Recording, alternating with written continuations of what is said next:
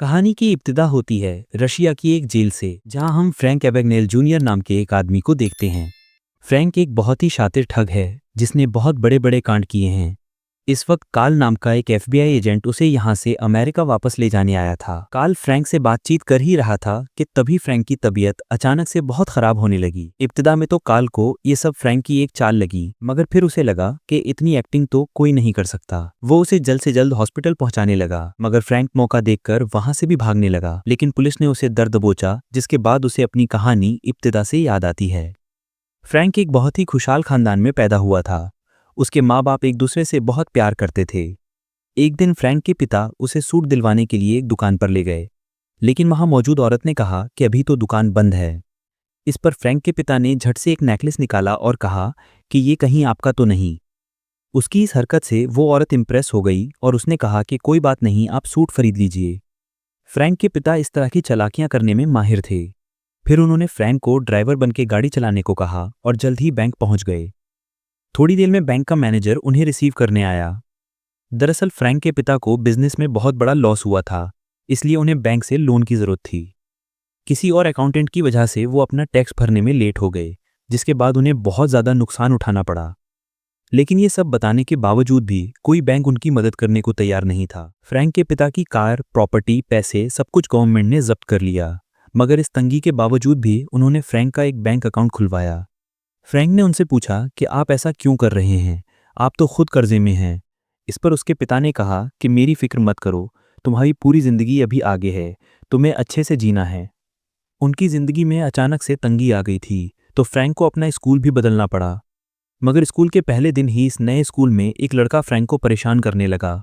वो उसका मजाक उड़ाते हुए कह के चला गया कि टीचर लग रहा तू अपनी उम्र के हिसाब से कपड़े पहनकर, समझा। फ्रैंक को उसकी इस हरकत से बहुत गुस्सा आया और वो सच में टीचर होने की एक्टिंग करने लगा।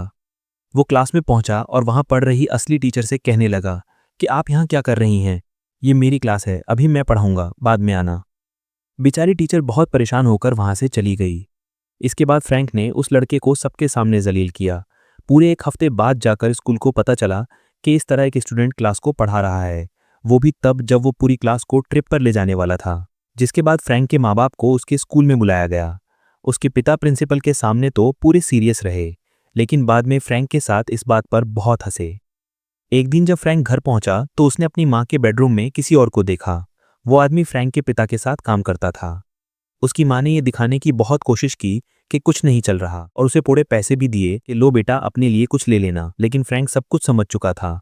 कुछ दिनों बाद फ्रैंक के माँ बाप ने अलग होने का फैसला ले लिया। लॉयर ने फ्रैंक से पूछा कि तुम अपनी माँ के साथ रहना चाहोगे या अपने पिता के साथ। अपनी आंखों के सामने अपने खानदान को टूटता देखकर फ्रैंक बहुत दुखी हो गया। उससे ये सब और देखा नहीं जा रहा था। वो घर से भागकर किसी दूसरे शहर में चला गया। उसके पास ज्यादा पैसे तो नहीं थे, बस बैंक अकाउंट था और उसकी चेकबुक। वो धड़ाधड़ चेक काट के होटल वालों को देता गया, लेकिन जब धीरे धीरे चेक्स बाउंस होने लगे तो होटल वालों ने उसे निकाल दिया। फिर एक दिन बैठे बैठे उसे आइडिया आया कि चेक को बदला भी तो जा सकता है। ये थोड़े पुराने वक्त की बात है, तो उस वक्त इतनी ज्यादा एडवांस टेक्नोलॉजी नहीं थी। इसी चीज का फायदा उठाते हुए फ्रैंक धीरे धीरे नकली चेक्स बनाने लगा। वो चेक्स पर अलग अलग लोगों के नाम लिखकर उन्हें कैश करवाने लगा, और अगर बैंक की मैनेजर उसे कैश देने से मना कर देती तो वो एकदम कॉन्फिडेंस में अपने पिता के पुराने हथकंडे अपनाता, जैसे वो नेकलेस वाली ट्रिक, जिसके बाद उसका काम बन जाता। लेकिन धीरे धीरे उसका ये कांड पकड़ा जाने लगा। अब उसके चेक्स किसी भी बैंक में काम नहीं कर रहे थे। फिर एक दिन फ्रैंक की नजर होटल के बाहर एक पायलट पर पड़ी। सभी लोग उस पायलट की बहुत इज्जत कर रहे थे। ये देखकर फ्रैंक को आइडिया आया कि क्यों ना मैं पायलट ही बन जाऊं, असली नहीं, नकली। तब तो सब उसकी बहुत इज्जत करेंगे और उसके चेक्स बड़ी आसानी से कैश आउट हो जाएंगे। फिर वो एक फेक रिपोर्टर बनके एयरपोर्ट चला गया और वहां के ऑफिशियल से कहा कि मैं पायलट्स के ऊपर एक आर्टिकल लिख रहा हूँ, इसके लिए कुछ जरूरी चीजें जाननी होंगी मुझे। उसने सब कुछ पता किया कि पायलट्स को उनकी यूनिफॉर्म कहाँ से मिलती है, और उसने वहां पर कॉल करके कहा कि मेरा यूनिफॉर्म खराब हो गया है, क्या मैं एक नई वर्दी सिलवा सकता हूँ। थोड़ी चालाकियों के बाद फ्रैंक ने एक अच्छी सी यूनिफॉर्म खरीद ली। इसके लिए वो चेक से पेमेंट करने वाला था, मगर वहां के एम्प्लॉय ने कहा कि मुझे सिर्फ तुम्हारी पायलट आईडी चाहिए, फिर तुम्हें बिल्कुल भी पैसे देने की जरूरत नहीं है, हम अपने आप एयरलाइन से ले लेंगे। फ्रैंक ने अपनी नकली आईडी बनाई हुई थी और उसे ये यूनिफॉर्म फ्री में मिल गई। इसके बाद फ्रैंक अपने चेक को कैश करने बैंक में आया। जिस बैंक में उसे कोई भाव नहीं देता था, अब मैनेजर उसके पास खुद चलकर आया और उसने खुद ही उसके चेक को कैश करवाया। उस होटल से पता चला कि वो छोटे मोटे नहीं, बड़े अमाउंट के चेक्स भी कैश करवा सकता है, लेकिन ये उसका सैलरी चेक होना चाहिए। इसके बाद फ्रैंक ने अपना नकली सैलरी चेक भी बनाना शुरू कर दिया। वो खिलौनों के प्लेन से एयरलाइन कंपनी का लोगो निकालकर चेक पर चिपका देता। फिर वो सैलरी चेक लेकर बैंक चला गया, लेकिन मैनेजर ने कहा कि सर, आप इसे डायरेक्ट एयरपोर्ट से कैश करवा सकते हैं। एयरपोर्ट में फ्रैंक किसी भी वक्त चेक को कैश करवा सकता था और ये बात उसे बहुत पसंद आई। वहां के रिसेप्शनिस्ट ने उससे पूछा कि क्या आज आप हमारे साथ उड़ने वाले हो? फ्रैंक ने हाँ कहा तो वो उसे डायरेक्टली प्लेन के अंदर ले गई। पायलट के लिए प्लेन में बैठना फ्री था। फ्रैंक कोई असली पायलट तो था नहीं, तो उसे बहुत डर लग रहा था, मगर उसने फिर भी सबके सामने काफी कॉन्फिडेंस दिखाया। फिर वो एक सुंदर सी एयर होस्टेस के पास गया और उससे पूछा कि क्या ये आपका नेकलेस है? अपने पिता की इस ट्रिक से उसने लड़की को इम्प्रेस कर लिया। फ्रैंक अपनी उम्र से थोड़ा बड़ा लगता था और किसी को शक नहीं हुआ कि वो 22-23 साल का असली पायलट नहीं है। फ्रैंक अपनी जिंदगी के पूरे मजे ले रहा था। उसने एक बैंक की मैनेजर के साथ भी फ्लर्ट करना शुरू कर दिया और पूरे सिस्टम को समझने लगा कि चेक कहाँ से आते हैं, कहाँ जाते हैं, अकाउंट नंबर कैसे असाइंड होते हैं, सब कुछ उसने पता लगा लिया। उसे पता चला कि बैंक के चेक्स को इनकोड करने के लिए टाइपराइटर का यूज होता है, तो उसने भी बिल्कुल वैसा ही सेकंड हैंड टाइपराइटर खरीद लिया। फ्रैंक अब नकली सा काम नहीं कर रहा था, उसका काम बहुत ज्यादा प्रोफेशनल हो गया था। धीरे धीरे वो चेक्स की मदद से ज्यादा रकम निकालने लगा और उसका ये फ्रॉड बड़े से बड़ा होता गया। उसकी इन हरकतों की खबर FBI तक पहुंच चुकी थी और उस केस को कार्ल नाम के एक एजेंट को असाइन कर दिया गया। वो अपने काम को बहुत सीरियसली लेता था। एक दिन फ्रैंक अपने पिता से मिला, जिन्हें वो अक्सर चिट्ठियां लिखकर बताता था कि आजकल क्या कर रहा है। फ्रैंक के पिता को लगता था कि उनका बेटा सच में पायलट बन चुका है। उन्हें उसके ऊपर बहुत फकर हुआ। फ्रैंक ने कहा कि सरकार ने आपसे सब कुछ छीन लिया, तो मैंने अपनी कमाई से आपके लिए एक गाड़ी खरीदी है, वही जो मूवी में जेम्स बॉन्ड चलाता था। मगर फ्रैंक के पिता ने कहा कि टैक्स घोटाले के बाद सरकार अभी भी मेरे पीछे पड़ी है। अगर मैं ये गाड़ी ले गया तो कुछ दिन बाद वो इस गाड़ी को भी मुझसे छीन लेंगे। फ्रैंक के पिता का स्टोर भी बंद हो गया था, वो तंगी में ही चल रहे थे। फ्रैंक ने उन्हें पैसे देने का ऑफर दिया, मगर उन्होंने कहा कि मैं तुमसे पैसे नहीं ले सकता। फ्रैंक पूरे देश के सिस्टम को बहुत अच्छे से समझ चुका था। वो अलग अलग स्टेट्स के चेक्स दूसरी स्टेट में जाकर चलाता था। FBI बड़े ध्यान से उसकी सभी हरकतों पर नजर रखे हुए थे और जल्द ही वो उस होटल में पहुंच गए जहां फ्रैंक ने लास्ट चेक चलाया था। होटल में पूछताछ करते हुए पता चला कि फ्रैंक अभी भी उसी होटल में रह रहा है। वो इतने दिनों से वहां था कि अब उसकी जान पहचान होटल में सबसे हो चुकी थी। कार्ल बंदूक लेकर सीधा फ्रैंक के रूम में पहुंचा। फ्रैंक समझ गया कि अगर कोई चालाकी नहीं दिखाई तो पकड़ा जाऊंगा, और वो कार्ल के सामने ऐसे दिखाने लगा कि हाँ शांत रहे, मैं सीक्रेट सर्विस से हूँ, तुझे क्या लगा तू अकेला ढूंढ रहा है इस आदमी को? इस आदमी के पीछे पूरी सरकार लगी है। कार्ल ने कहा कि मुझे अपनी ID दिखाओ, मैं कैसे मानूं तुम जो कह रहे हो वही हो। इस पर फ्रैंक ने कहा कि तुम एक काम करो, मेरा पूरा वॉलेट ही रख लो, चेक कर लो शांति से। कार्ल एक हाथ से उस वॉलेट को खोल नहीं पा रहा था। तभी फ्रैंक ने उससे कहा कि देखो, हमारे आदमियों ने उस ठग को पकड़ लिया है, हम तुमसे पहले यहाँ पहुंच गए थे। नीचे फ्रैंक कहीं पड़ोस में एक अंधे आदमी को गाड़ी में बैठने में मदद कर रहा था। दूर से देखने पर कार्ल को लगा कि सच में ठग को पकड़ लिया गया है। इससे कार्ल भी फ्रैंक पर भरोसा करने लगा। फ्रैंक ने अपना नकली चेक बनाने का सारा सामान उठा लिया और कार्ल से कहा कि पुलिस थोड़ी देर में आती होगी, तब तक मैं ये सबूत नीचे रख के आता हूँ। अब तो कार्ल उस पर पूरा भरोसा करने लगा था। उसने कहा कि ये लो, अपना वॉलेट भी ले जाओ, लेकिन फ्रैंक ने जानबूझकर कहा कि नहीं, इसे तुम ही रखो, और सारे जरूरी सामान को लेकर वो वहां से भाग गया। कुछ देर बाद जब कार्ल ने आखिरकार वॉलेट खोलकर देखा तो उसमें कुछ भी नहीं था। वो शातिर ठग उसकी आंखों के सामने भाग चुका था। ये जानकर कार्ल को बहुत बेइज्जती महसूस हुई। उसके बॉस ने भी उसे खूब झाड़ लगाई। कार्ल इतने गुस्से में था कि उसने अपने बॉस को ही खरी खोटी सुना दी। फ्रैंक जिस तरह पायलट होने का दिखावा करता था, ये बात धीरे धीरे एयरलाइंस को पता चलने लगी। अब यही स्कैम फिर से करना थोड़ा मुश्किल था। प्रेस को जब इस बात का पता चला तो उन्होंने फ्रैंक को जेम्स बॉन्ड का नाम दे दिया। फ्रैंक इस बात से बहुत खुश हुआ और उसने बिल्कुल जेम्स बॉन्ड जैसे ही सूट पहनने शुरू कर दिए, गाड़ी भी वैसे ही खरीद ली। धीरे धीरे वक्त बीतता गया और क्रिसमस का वक्त आ गया। कार्ल अकेला अपने ऑफिस में काम कर रहा था। तभी फ्रैंक ने उसे कॉल करके कहा कि अब तक जो भी मैंने तुम्हारे साथ किया उसके लिए मैं माफी मांगना चाहता हूँ। फ्रैंक ने अपना पता भी उसे दे दिया, लेकिन कार्ल ने कहा कि तू मुझे फंसा रहा है ना, इस बार तेरे चंगुल में नहीं आऊंगा बेटे। साथ ही कार्ल ने कहा कि तेरे पास पैसा भले ही हो, लेकिन तू बहुत अकेला है, इसीलिए तो मुझे फोन कर रहा है। फ्रैंक को ये बात बहुत बुरी लगी और उसने फोन रख दिया। लेकिन फ्रैंक इस बार सच कह रहा था। उसने अपना असली एड्रेस कार्ल को बता दिया था। आखिरी बार जब फ्रैंक ने कार्ल से बात की थी तो उसने अपना नाम बैरी एलन बताया था, जो कि एक कॉमिक बुक का कैरेक्टर है। कार्ल ने तभी अपने ऑफिस में फोन करके बताया कि ये कोई बच्चा है जो बस थोड़ा बड़ा दिखता है, उम्र बहुत कम है इसकी, इसी वजह से हम इसे ढूंढ नहीं पा रहे।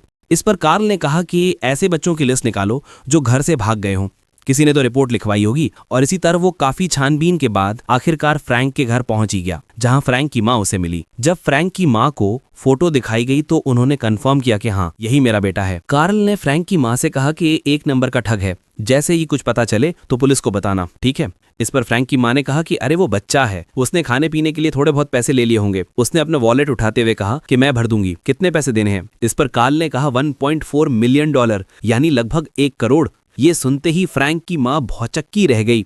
खैर, उधर फ्रैंक दूसरे शहर में जाकर एक बहुत अच्छी जिंदगी जी रहा था। उसे हॉस्पिटल में कुछ काम था तो वो वहां चला गया। वहां एक नर्स जिसका नाम ब्रेंडा था वो रो रही थी। उसे किसी डॉक्टर ने एक काम के लिए डांट दिया था। फ्रैंक ने उसे सहारा देते हुए कहा कि चिंता मत करो, तुम कमाल हो, वो डॉक्टर पागल है साला। इसी दौरान फ्रैंक के दिमाग में एक आइडिया आया। उसने ब्रेंडा से पूछा कि यहाँ कोई जॉब वैकेंसी है क्या। दरअसल अब पायलट बनना थोड़ा रिस्की हो गया था, तो फ्रैंक ने सोचा कि अब डॉक्टर बन जाते हैं। उसने कहीं और की नहीं, हार्वर्ड की डिग्री बनाई और इंटरव्यू के लिए चला गया। वहां मौजूद डॉक्टर को भी लगा कि सर आप हमारे छोटे से हॉस्पिटल में काम करेंगे।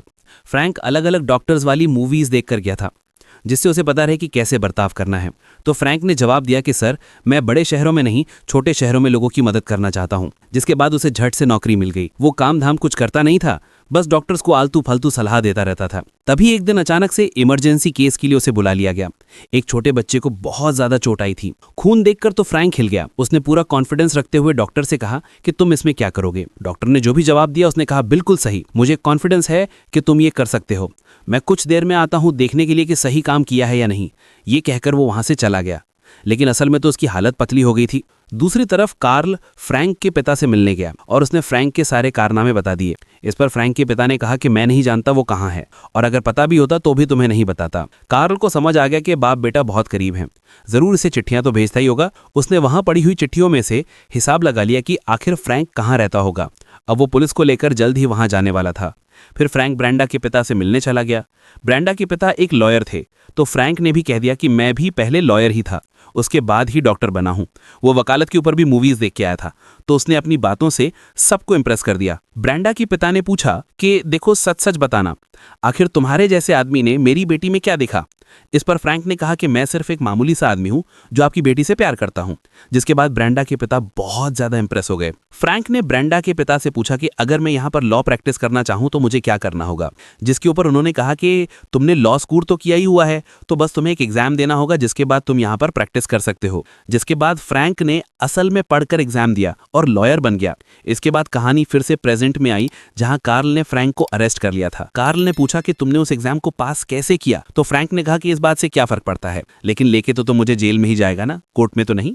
कहानी फिर पीछे गई, जहां हम फ्रैंक को ब्रेंडा के फैमिली के साथ अच्छी तरह घुलते मिलते देखते हैं। वो ब्रेंडा से शादी करने ही वाला था। उसने अपने पिता से मिलने की इच्छा जाहिर की और साथियों ने बताया कि गवर्नमेंट ने हमसे जो कुछ भी छीना था वो सब हम वापस हासिल करके रहेंगे, और फिर आप माँ को भी मना लेना और हम सब पहले की तरह एक साथ रहेंगे। उसके पिता ने बताया कि तुम्हारी माँ ने किसी और से शादी कर ली है। ये सुनकर फ्रैंक को बहुत बुरा लगा। उसके पिता ने यह भी कहा कि मुझे तुम्हारे कारनामों के बारे में पता चल चुका है। ये सुनते ही फ्रैंक को बहुत बड़ा धक्का लगा और वो वहां से चला गया।